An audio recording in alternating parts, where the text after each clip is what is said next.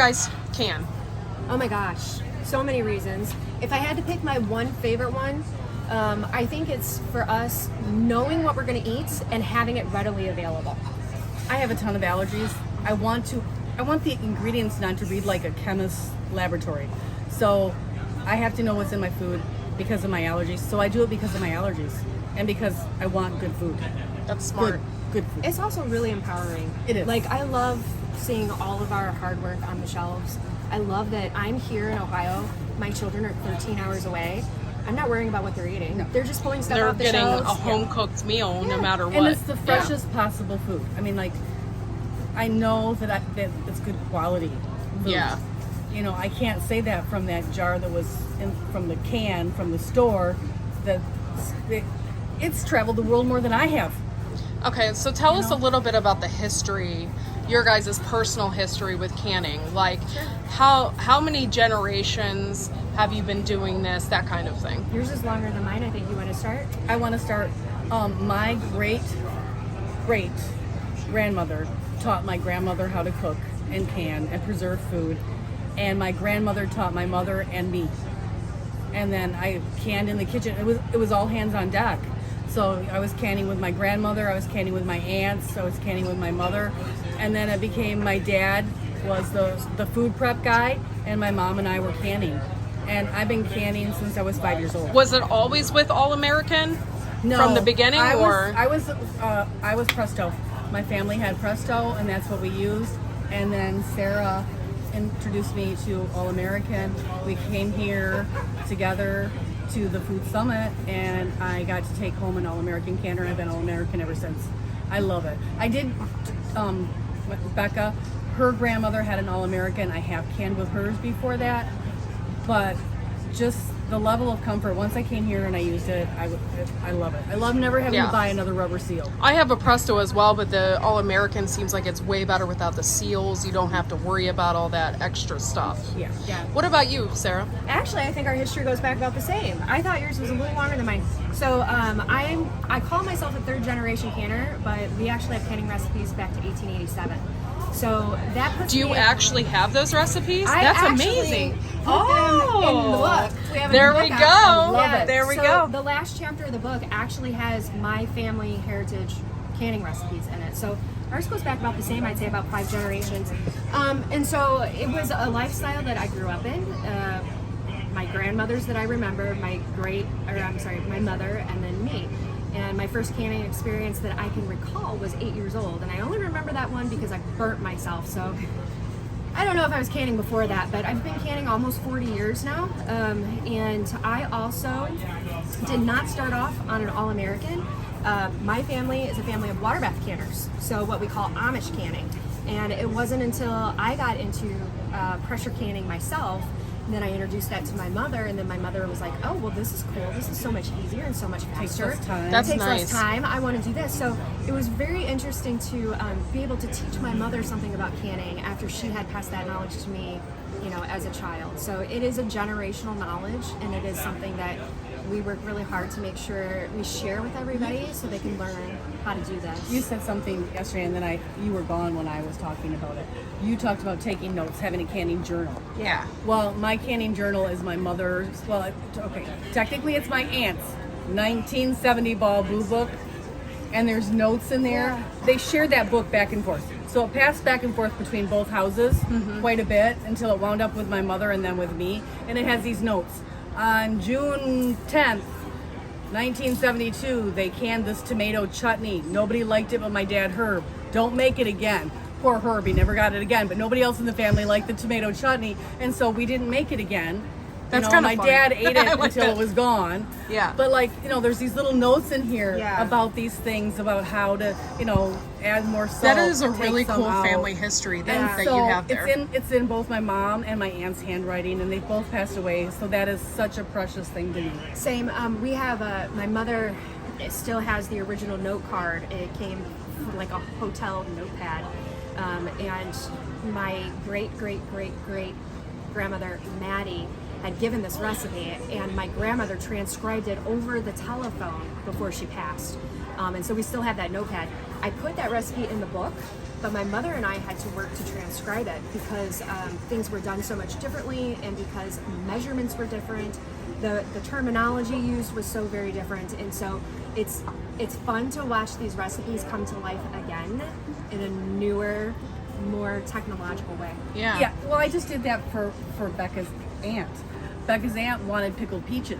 She had her Pickled peaches. Pickled Yeah. peaches. Pickled She peaches had is in the book. She had her grandmother's. If you need the book, shameless self-promotion. Perfect. Pickled peaches. Yeah.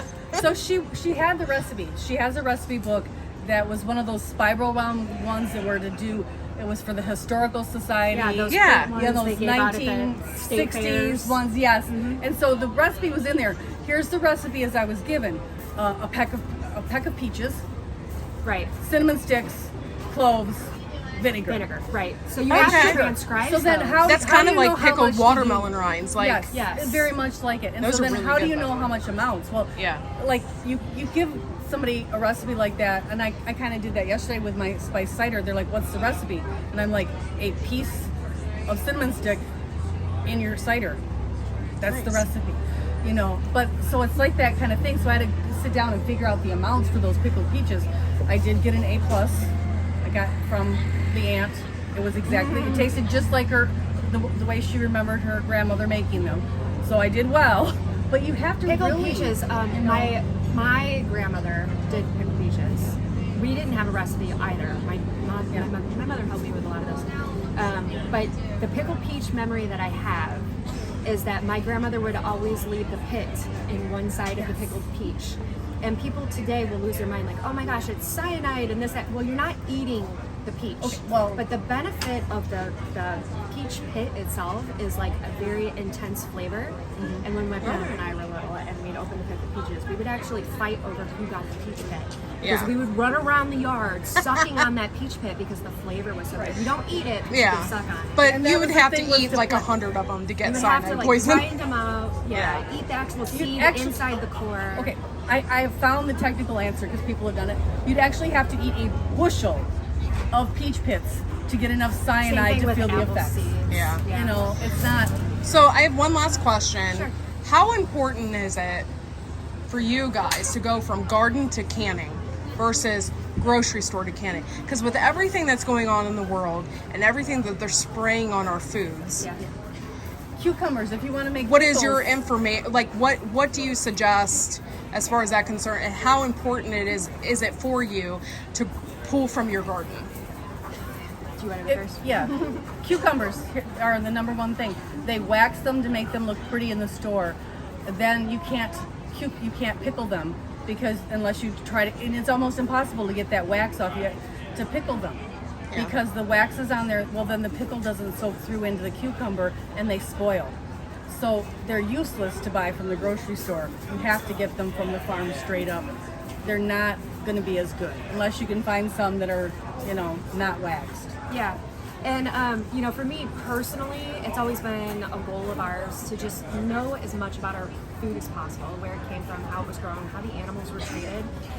But on top of that, canning is making a comeback for a reason. It's timely because of the environment and what's happening right now. Yeah. So what's happening to our food, and even the people that used to be able to afford the organic foods with the organic stamps on them, the food has gotten so high they're being squeezed out, and so people are looking for cheaper and cheaper and cheaper alternatives. And while these corporations know that we're hungry, literally, they're going to continue to provide us the cheapest food possible, and keep raising the prices of those things. So I think it's very timely that people learn how to can and preserve their foods. For me, it's more of like a control thing too. It's Like I absolutely can control. control how much sugar goes into something. Or salt. Or salt, yeah. If you have dietary needs, or if you have cultural or religious reasons for how you eat or what you consume.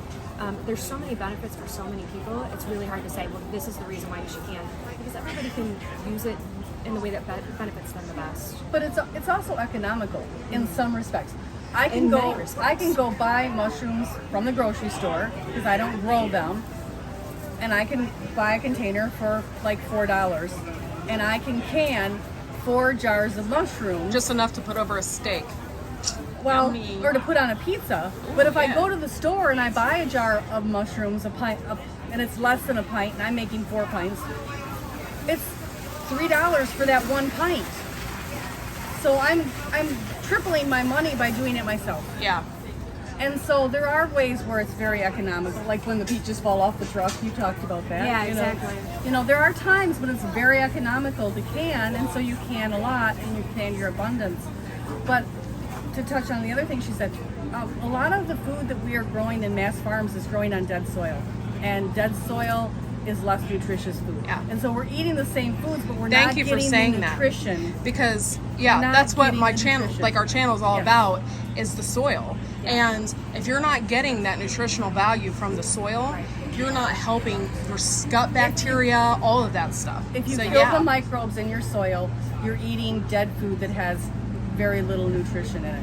And so we really need to understand the importance of protecting our soil and taking care of our soil and It's- those microbes. It's Those the whole microbes are reason good. you can go to a grocery store, buy a pint of strawberries, eat those, and be like, They're just nothing. they're nothing, and then go to a roadside farm stand, pick up some strawberries, and go, oh, that's what a strawberry is supposed to taste like. It all starts in the soil. It all starts with our heirloom seeds. Everything is interconnected, and unless you are taking care of one, you can't take care of the other. Very much. Thank you guys. Thank you. Thank you.